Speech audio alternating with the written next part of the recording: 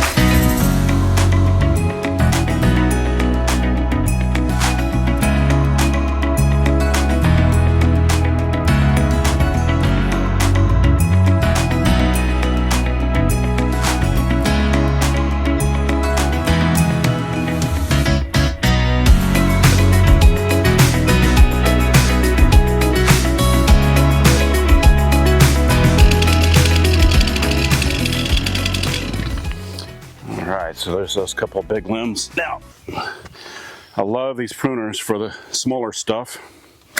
You got all these cat's claw vines that are just awful. And you can see sections of broken fence where the wire's broken. So I'll come back through and make the actual fence repairs. But it won't do much good to repair the fence if I don't get all the debris cleared away from it.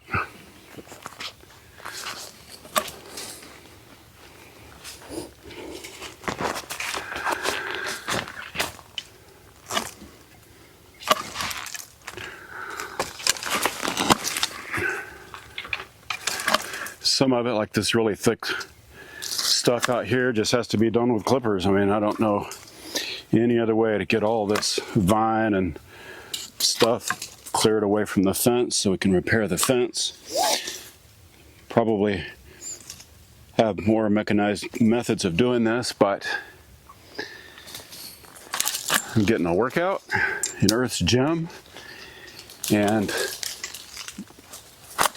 getting these vines off, and I'm enjoying the nice cool weather this morning. We've had, when I looked at the rain gauge, we've had almost 5 inches of rain in the last few days. So a lot of rain. And a lot of people, when they're out in the woods like this, they have mosquitoes and bugs and things that harass them all the time. And one of the things that I do is I'll put some cedar wood essential oil on, and that really seems to help keep a lot of gnats, biting flies, mosquitoes, and stuff like that from being such a harassment. But pruners on all this vine material that's all along this fence is really the only way to get this cleaned up. Do have to be careful not to cut myself. This fence, even as old as it is, man, this stuff is so sharp. So it's just take your time, be careful, enjoy being outdoors, and getting a little bit of a workout from doing all this, and liberating some trees from all the vines down this tree row or fence line row. It's actually feels pretty good to get all this cleaned up, start getting some of this brush and stuff trimmed away from this. Just a little bit at a time, but working on stuff a little bit every day. You'll be amazed how much it gets done. You're just taking your time, not working super hard, and enjoying a morning out here in the woods.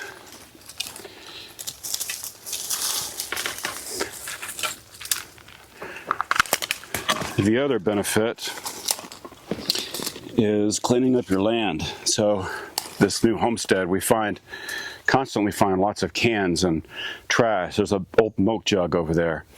So I'll toss that over by the camera there, and I'll pick that up on my way out.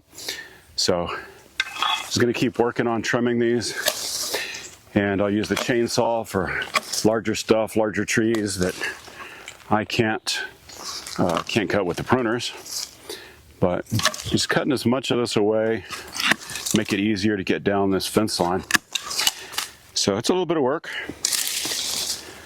but it will make it so much easier for us when we're ready to repair this broken fence. So see, this guy right here, I'm not going to be able to cut that with these pruners. I'll get the chainsaw and cut that off down there, but I can get some of the upper stuff out of the way.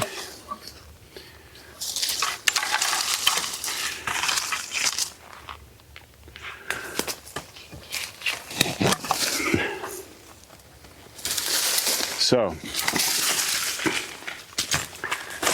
see all the vines, there's lots of grapevines and cat's claw and everything else in this, so we're just gonna keep working on clearing this away. So, you can see the part I've cleared this morning. I'll show you. I've gone probably 30 yards down this fence line.